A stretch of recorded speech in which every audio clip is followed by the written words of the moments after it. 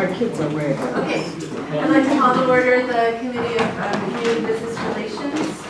Thank you all for being here tonight and members of the public. We have one thing on our agenda this evening, which is to consider ordinance on prohibiting conversion therapy. This is meeting number 6 regarding this matter. And what's before us tonight is a consideration of whether to recommend next steps for this possible legislation. Just to bring the committee up to speed on where we've been since our last meeting. As you'll recall, in our last meeting, we went through the Milwaukee ordinance regarding these practices and considered how that would look in Shorewood. As you'll recall, the Milwaukee ordinance contains this legislation within its other health provisions, which means it's under the purview of the health department for enforcement and review. We felt that that wouldn't be appropriate because of a variety of reasons, but the North Shore Health Department is a 7-member consortium. We felt that it would be within the jurisdiction or within the purview of the police department to respond to any reported cases, and that would be our enforcement. In the meantime, there was concern on the part of, and at that meeting, Attorney Barrett was not present to comment on it. So we recommended that staff go ahead and draft the ordinance based on our suggestions. In the meantime, Attorney Barrett was able to be conferred and had some concerns about the enforceability. I believe that President Rozek had some concerns. I was asked what to do because we had said bring it back to full board at that time. President Rozek had some concerns around bringing it to full board with the concerns around enforceability. So considering legislation without an enforcement mechanism, I felt that that implied that the only option was to not pursue it at all or put it on any agenda, which I did not feel was appropriate since we took community input and people have taken the time to follow this issue very closely. So I felt that it was appropriate to bring it back to committee to discuss the enforceability concerns, to consider mechanisms and amendments to our previous position, and then decide what to do. So I felt that it was right to have the community have the opportunity to weigh in case we decided to diverge. You'll also recall that considering a welcoming ordinance has been on our larger agenda, not the actual agendas, for some time now, and so it was the draft of that was submitted by the Shorewood Solidarity Network included language prohibiting the practice of conversion therapy, and so it was asked, okay, does this relate to this type of thing?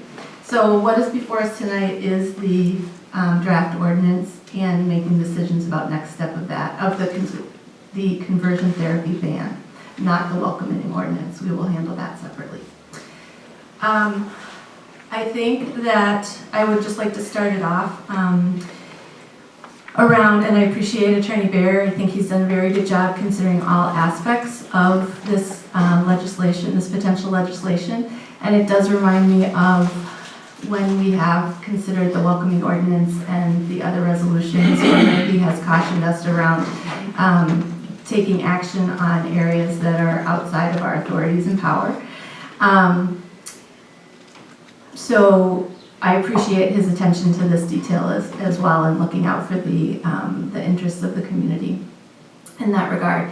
I think that because our ordinance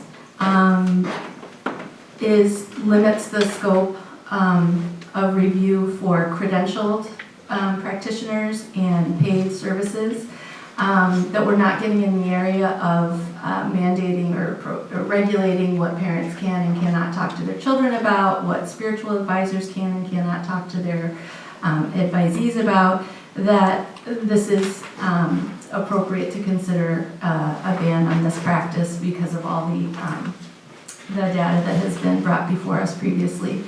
As far as the enforceability, perhaps we could consider a simple mechanism where any type of, this would be a complaint-based enforcement mechanism upon any complaints submitted to the village. There could be a mandatory referral to the state licensing body from which the credential came for investigation of possible misconduct. In that sense, that would resolve the issues around concern around not having authority to do anything besides offer a citation for a fine, but that directs the professional back to the state licensing body. So that was something that I wanted to present and consult the attorney at this time, and that concludes. Now I feel like the committee is all up to speed with as much as I know. Chair, since you mentioned President Rosick, I just want to clarify. I am completely supportive of banning conversion therapy in the village. I did not have concern, nor did I not want it to come to committee or full board. I just want to specify that. When the village attorney and Rebecca had mentioned to me that there was a question that they needed to pose to committee or full board of enforcement, that it couldn't finish the draft ordinance because there was an enforcement question. I asked Rebecca, I said, maybe we need to bring in the chair of the Community Business Relations Committee, and that's what we did. I think collectively, we all four thought it would be good to bring it back to committee to talk about that concern, because as you had mentioned, the committee did not get to hear from our village attorney nor did the public. So I thought we all four thought it would be best to do that. I also, in that conversation, said I want to know if it's something the village attorney is recommending we cannot enforce, what can we do? Because I want something. I think it's very important that this is a legislation that I support, and I think that's why we're here today. Trustee Bachhorst? I just had a question of procedure. So I appreciate that we have other members here, as well as the president, but I'm just wondering regarding discussion in committee. So are we keeping this to committee, or do we open it up right away, or what is the procedure beyond that, if you could clarify? Thank you. I would like to hear from the committee and from the attorney and staff and any other input, and then I would like to open it to the public at that time. I appreciate that. Thank you. Yeah, sorry, this is Mike. I'm fully supportive, obviously, but I just have a procedural question. This is my first time.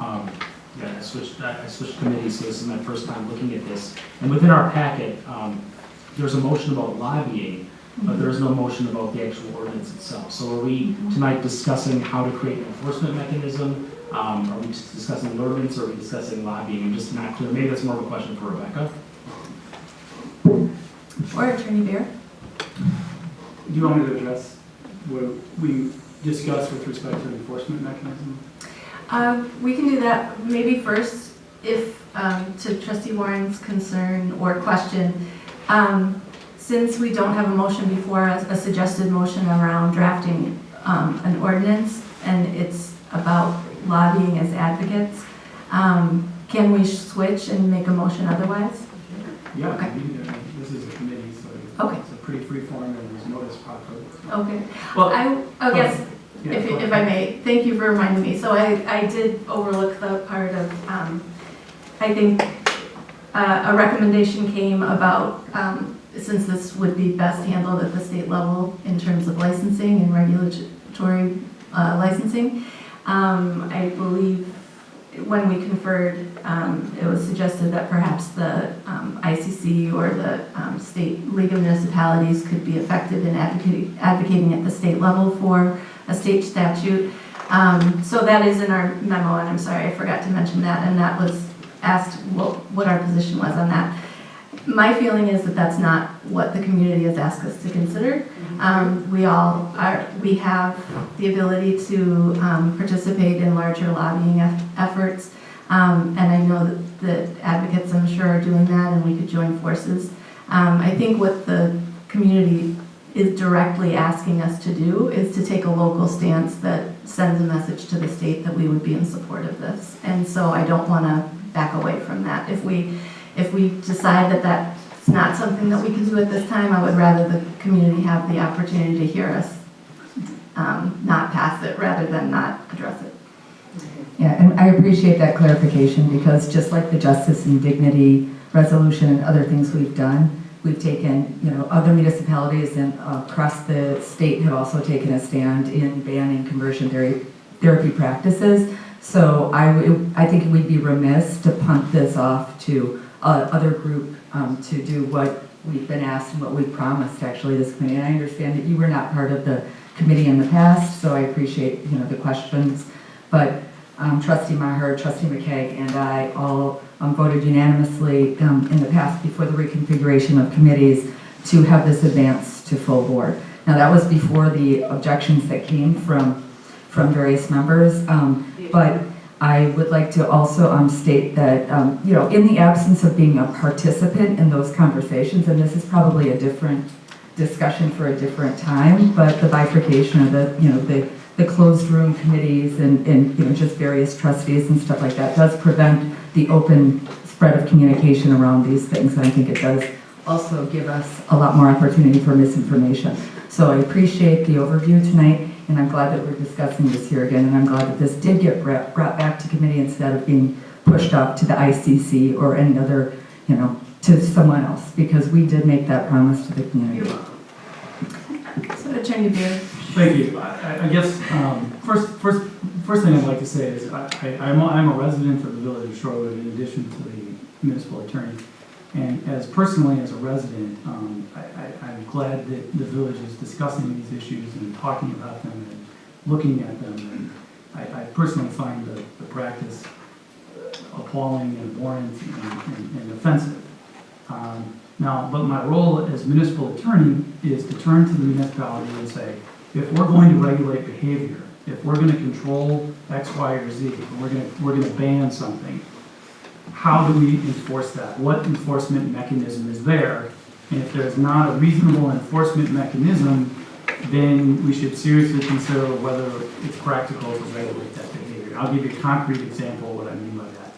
If somebody comes into the office and says, I believe that Dr. Smith on Oakland Avenue is practicing conversion therapy right now. I want you to go get him. I want you to issue him a municipal citation.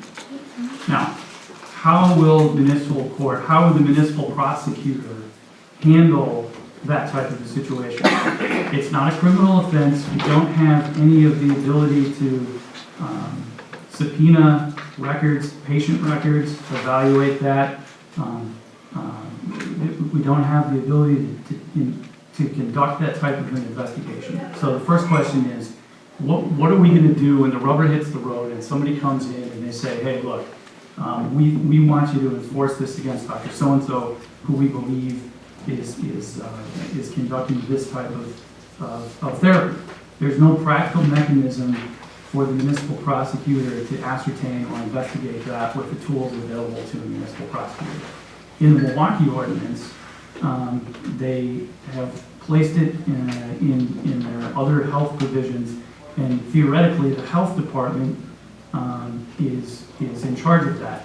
We've talked to some of the individuals at the health department with the Milwaukee County or the city of Milwaukee, and they don't really understand or know how they're supposed to interpret that or otherwise enforce it when the rubber hits the road and somebody comes in with a complaint. At the state level, there are licensing boards that have the ability to haul a practitioner in front of them and say, hey, look, we think that you're practicing this type of therapy, this is banned, and if you're going to do that, they have the ability to subpoena those court or those patient records, they have the ability to conduct an investigation, and they have many, many tools available to them that are not available at the local level. So we've talked to the health department, they're not in a position to be able to investigate or enforce when there are complaints. So the question really is, if we're going to regulate the behavior, if there's no practical enforcement mechanism, why are we doing it or how are we doing it? Now, there was a resolution, thank you, I forgot to mention that as well. Previously, the board did pass a resolution in opposition to this type of therapy, but that we're now at the stage where we're being requested to consider an ordinance, so this is a little bit different. Now, the other issue is if we were able to get over those hurdles and we were going to prosecute someone in municipal court and say, here's the ticket, we believe you were practicing conversion therapy, we're gonna prosecute you for that. We can impose a forfeiture, a municipal forfeiture. We know and we understand that there's gonna be a legal challenge to that, and that I can guarantee you that the municipality will also be sued and there will be a challenge to it, just as there's been in the 9th and 3rd circuits. Now, the good news is that the 9th and 3rd circuits, federal circuits, have upheld bans on conversion therapy specifically for minors. That's a great thing for anybody that feels that this is an abhorrent practice. However, the reasoning and rationale behind those decisions has been called into question by a recent United States Supreme Court case. Opponents of these bans on conversion therapy have argued that the prohibition improperly limits their free speech rights as mental health professionals offering therapy. Now, the federal courts that have thus far rejected this premise, they've said nope, they've upheld the bans on the legal theory that professional speech of mental health providers is subject to greater regulation or scrutiny than regular speech. Now, just less than a year ago, last June, the Supreme Court issued a decision in a case that didn't directly deal with conversion therapy, but there was an opinion that was authored by Justice Thomas for the majority. And Justice Thomas, again, this is not my opinion, I disagree with him, but Justice Thomas heavily criticized the concept of professional speech as that term was used in the 3rd and 9th Circuit decisions that upheld the conversion therapy bans.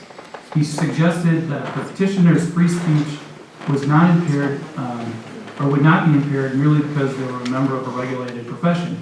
And he said that, and I quote, "This court has never recognized professional speech as a separate category of speech subject to different rules," unquote. And that, quote, "speech is not unprotected merely because it is uttered by professionals," unquote. So the foundation upon which the 9th and 3rd circuits and some of the other federal circuits have upheld these bans is severely called into question by the Justice Thomas's decision. Now, it takes forever and a day for things to weave through the lower courts and for the court to pick a case that feels it's appropriate for review, so it could be quite some time before we get there. So, on a personal level, I abhor this practice, and I think it's horrible. I would not be doing my duty as a municipal attorney if I didn't at least report these things to the village so they had a clear understanding of, if we pass this ban, there's no practical mechanism at the municipal level for a municipal prosecutor prosecuting that type of a citation to investigate when a complaint is made. And if there is a legal challenge, based upon the latest evolution of the case law, if there's a chance that, a reasonable chance that the ban ultimately will not be upheld. So those are the legal considerations that are shared with the board. Trustee Warren? So I'm just trying to unpack that a little bit. I'm wondering if there's, I'm just thinking out loud here. Try to solution some of these enforcement issues. What if we take a hybrid solution here?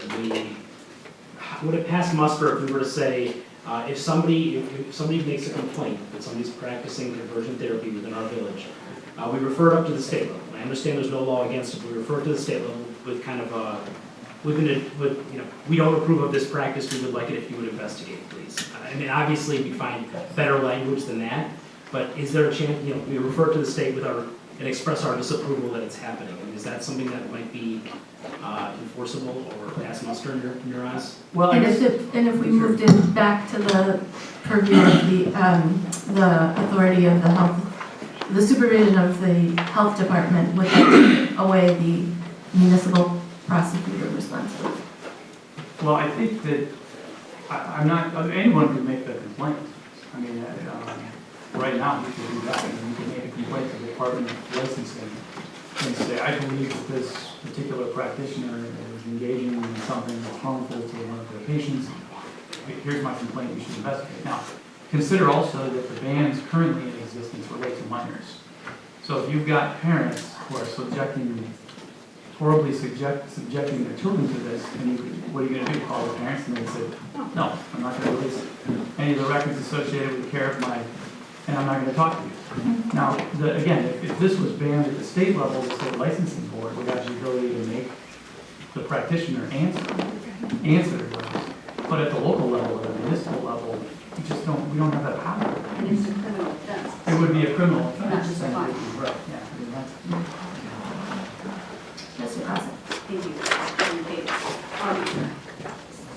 to clarify some of the things that just talked about between the four of us so that we can share it with the public as well as the committee members.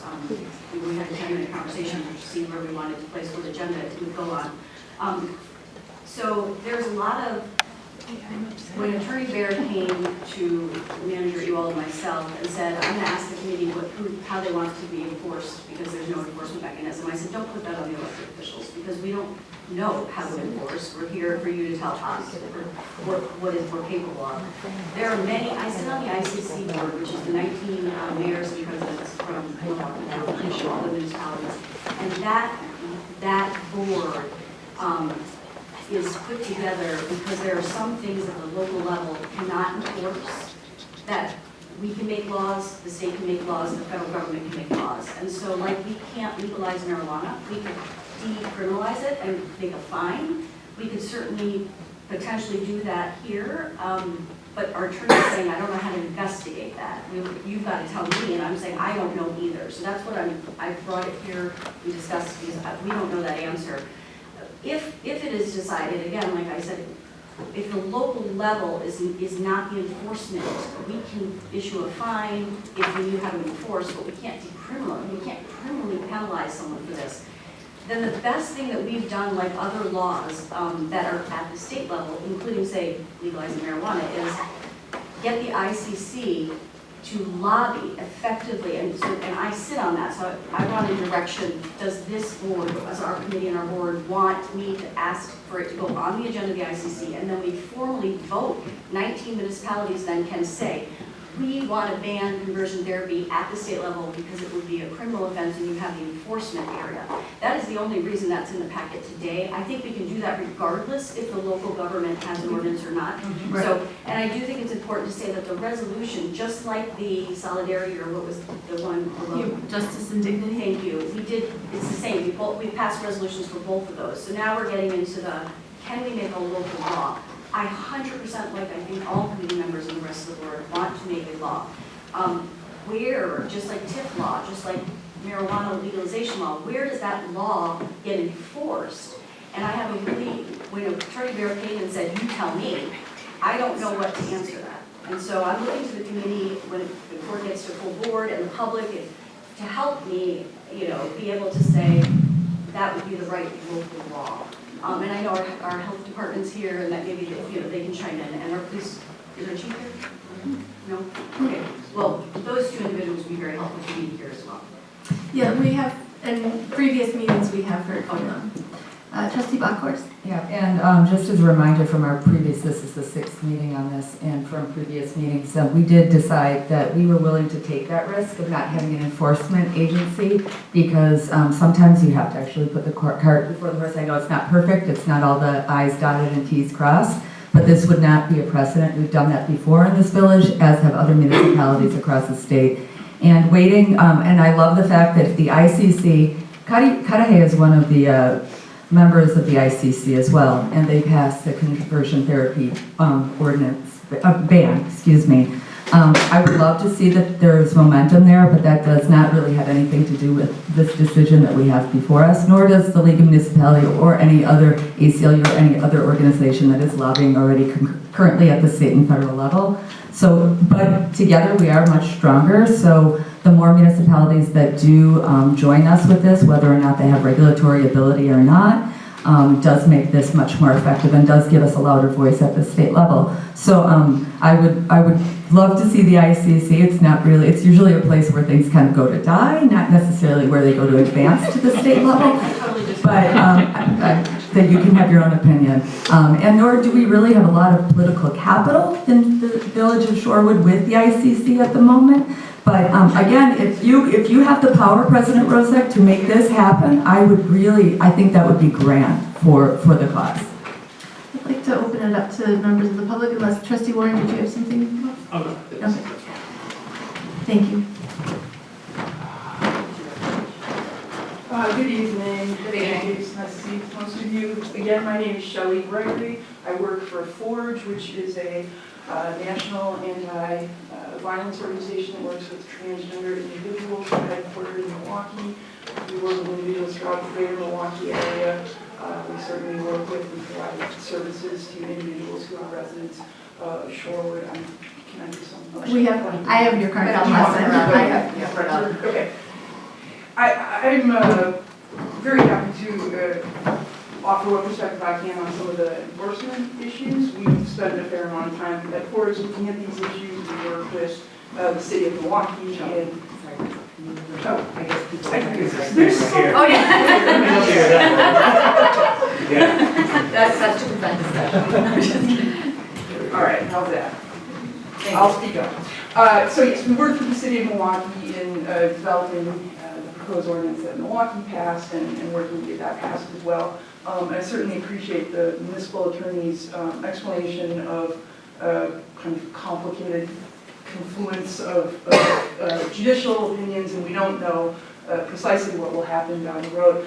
I'd like to address just a few of the enforceability issues, and then I think follow up on the proposal or suggestion that the chair made at the beginning of the committee regarding mandatory referrals to state licensing agencies, which I think would seem to alleviate all of the concerns I've heard expressed in this committee previously and tonight.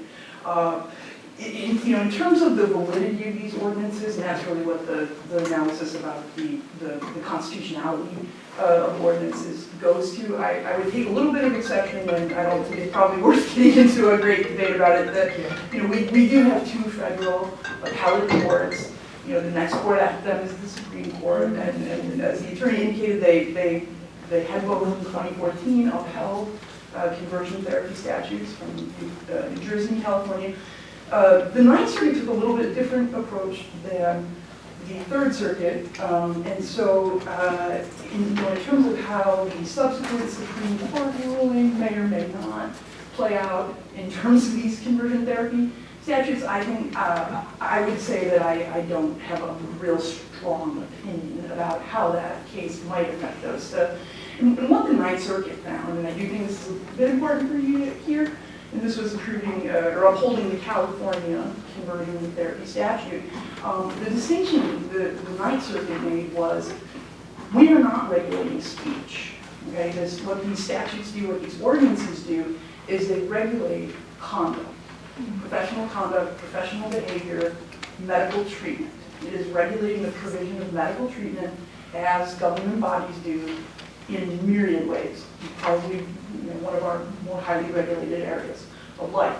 So what the Ninth Circuit said was, we're looking at conduct. There may be an incidental effect on somebody's speech, on that counselor's speech, on that therapist's speech, but that's an incidental effect. What we are looking at here is the therapy. So, for instance, therapist X can have somebody call them up, have a parent call them up and say, what do I do with my kid? They're telling me they think they're gay. I'm not comfortable with that. There's somebody that can talk to them about that. Under that kind of analysis, it would be perfectly fine for that therapist to give a broad range of recommendations. Okay, say you can do this, you can do that. All it prohibits is the actual provision of that treatment or the carrying out of that conduct by the licensed clinical therapist or counselor.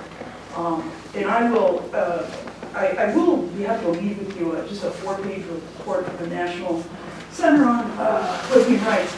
And they've got in here just a really nice bullet point, like 4 elements that they recommend being present in these ordinances. And part of that is restricting them so that they are not overly broad and particularly not found to be unconstitutional. And they say just ban all forms of conversion therapy, don't try to define it. Please make sure you include gender identity, as you've heard me say before, not just sexual orientation.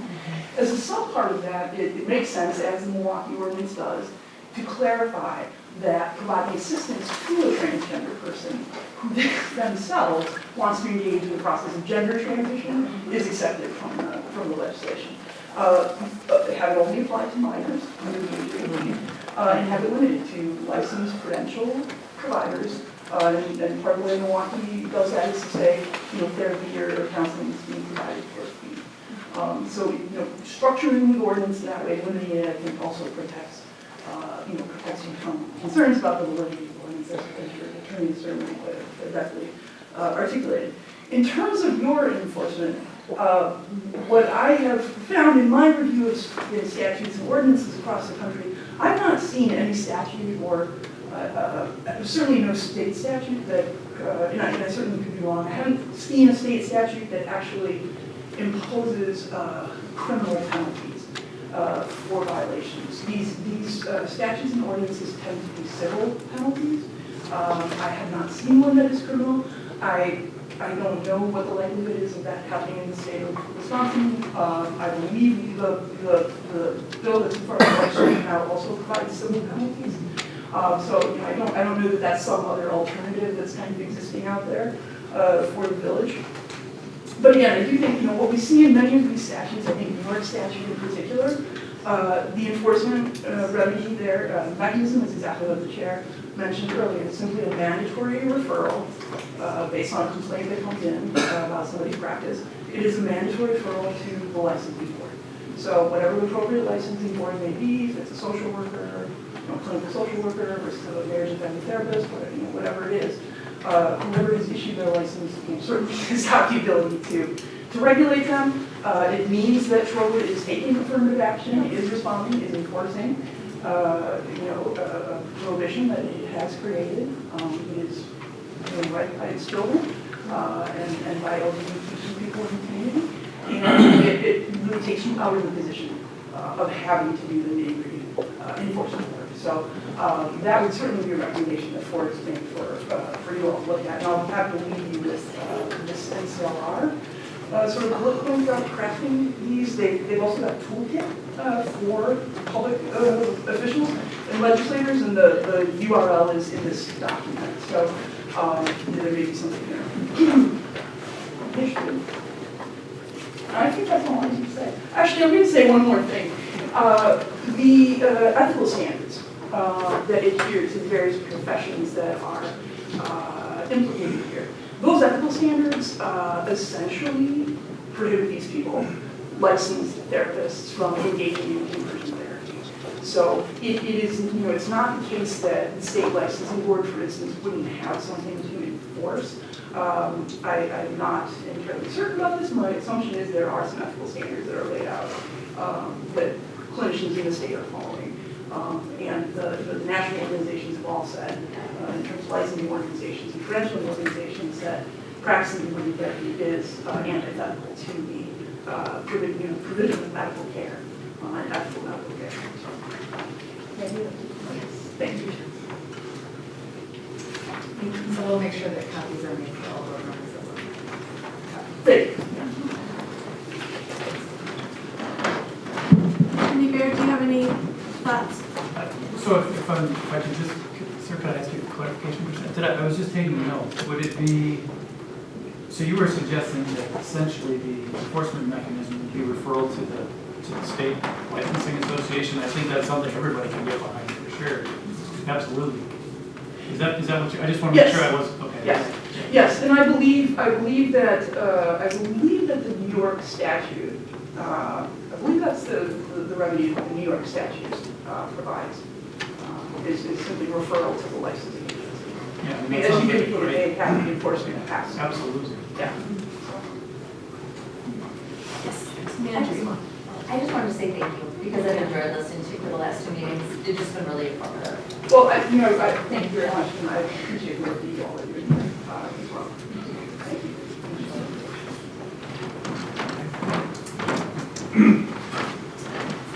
Hello everyone, it's good to be back here. I work with Shelley Gregory in crafting that particular legislation with Milwaukee. I serve on the Equal Rights Commission for the city and on the board, and former interim executive director for the Milwaukee LGBT Center, which represents many here in Shorewood. And what I found that when we have these real discussions and then we start parsing everything out, that we come together and we join together and we find some common ground here. And I think the common ground that we all have in our hearts, because we're human beings, is we want to protect our children. We want to protect the children right here at Shorewood. We want to send a clear message to those kids in school that you will be affirmed and supported no matter who you love or who you are or however you identify or express yourself. And today you're doing that. You're taking this giant step. You're telling those bullies and those people that harass in schools, no, we don't allow that to be true. And this is real special because it's not about me. It's not about some of the people in the room, particularly the adults, but maybe the future generations and kids. And they can realize that they can walk the streets here at Shorewood and be protected and know that you're doing that. And I just want to say I appreciate that because this is legislation that really has an impact on human beings. And thank you for being so thoughtful because you want to make it work. You want to have the attorney to be able to stand by. And I support your move too. And let's get these municipalities behind it. Let's get the state behind it. And I'm with you. And I want to work with you on that. So can we have that conversation? Absolutely. Thank you so much. And I appreciate all of you. And I appreciate the people in this room for coming forward here in Shorewood. Thank you very much. Thank you. My 18-year-old son, who just turned 19, is not Sarah, able, yes. Could you say your name and address, please? Sarah McEnany, is it on? Yes. Okay, 2616 East Jarvis Street, sure. So my 18-year-old son, who just turned 19 on May 19th, is very deeply concerned about the message that would not be sent if our political elected officials did not tell the children in the community that this is unacceptable. So he was not able to come tonight, but I'd like to just read his text. Supporting conversion therapy via political ignorance, cowardice, or fear is unexcusable. Our elected officials must condemn these practices that, I'm proud of him, that fundamentally degrade human spirit. Such should not be dismissed by those unable to confront this immoral policy. Doing nothing is still doing something. In this case, supporting the violation of basic human rights. I just would like to share a young person's voice.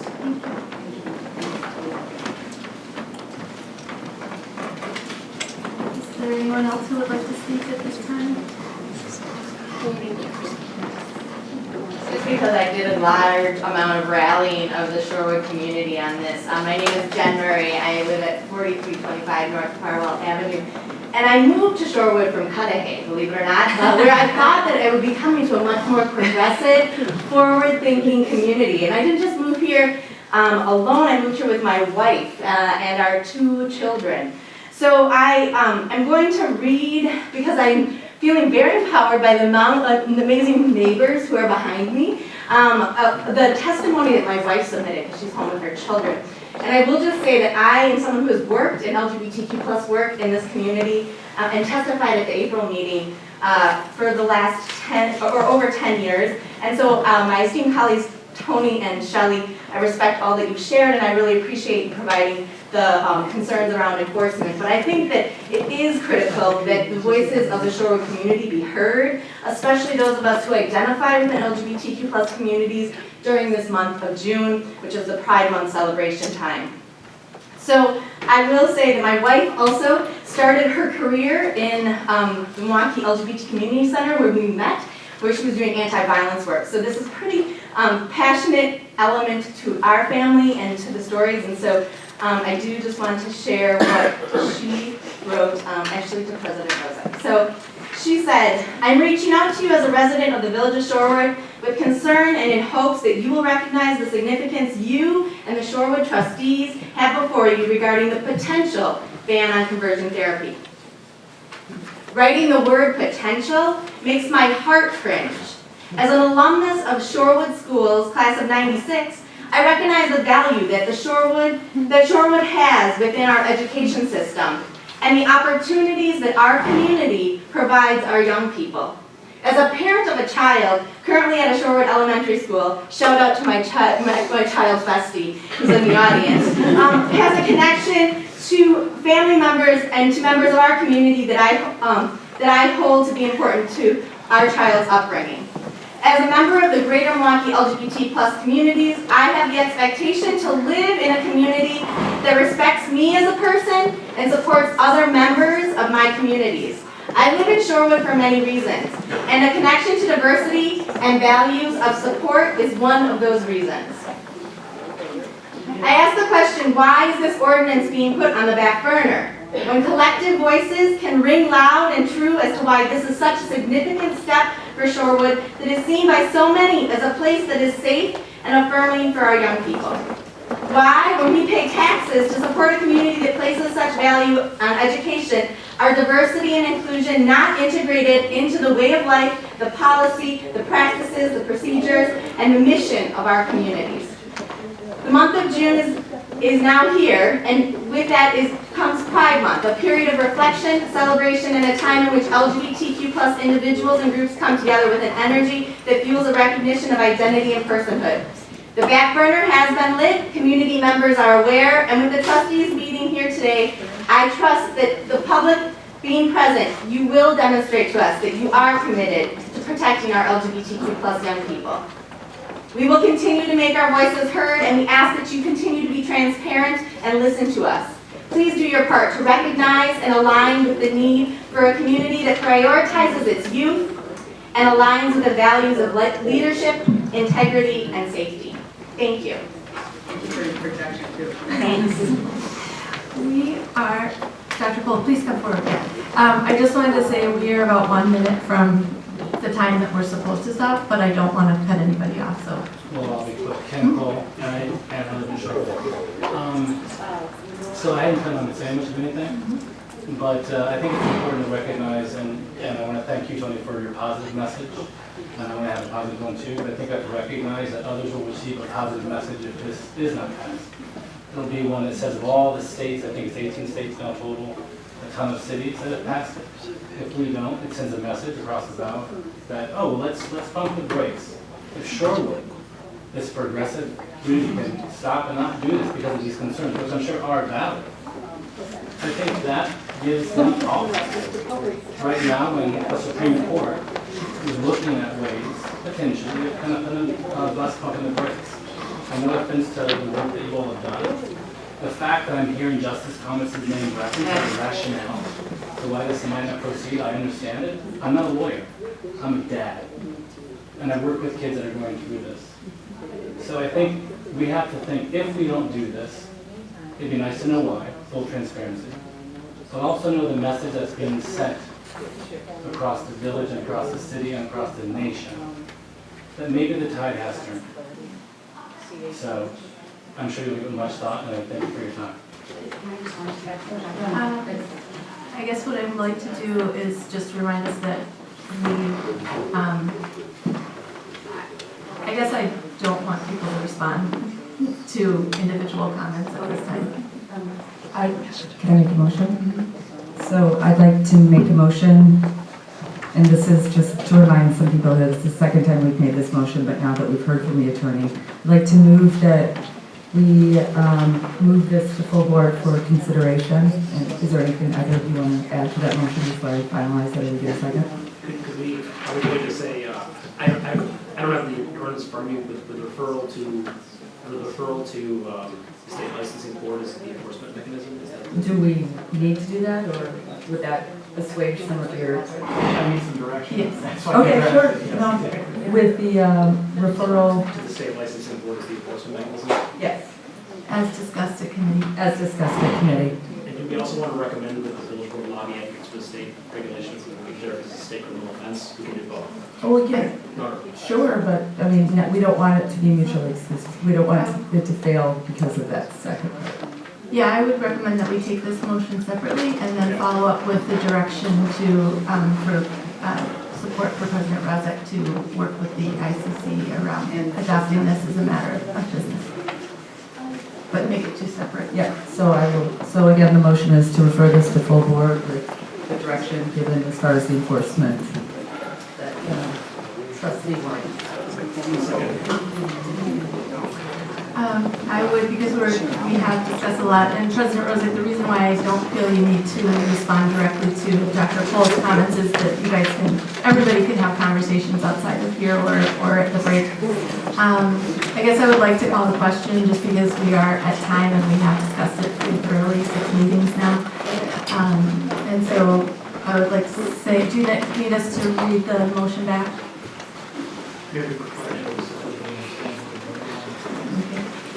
I move to refer this, sorry. The committee recommends, no, that's not it. I move to refer the conversion therapy ban ordinance to full board with the addition that enforcement be referred to the state licensing committee. And I can't read the rest of this. Per committee discussion. There you go. Per committee discussion with referral to the state licensing board as the enforcement mechanism. And we have a second. All those in favor? Aye.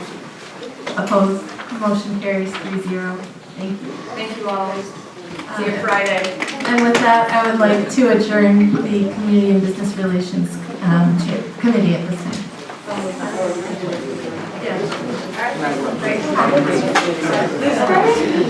Isn't it?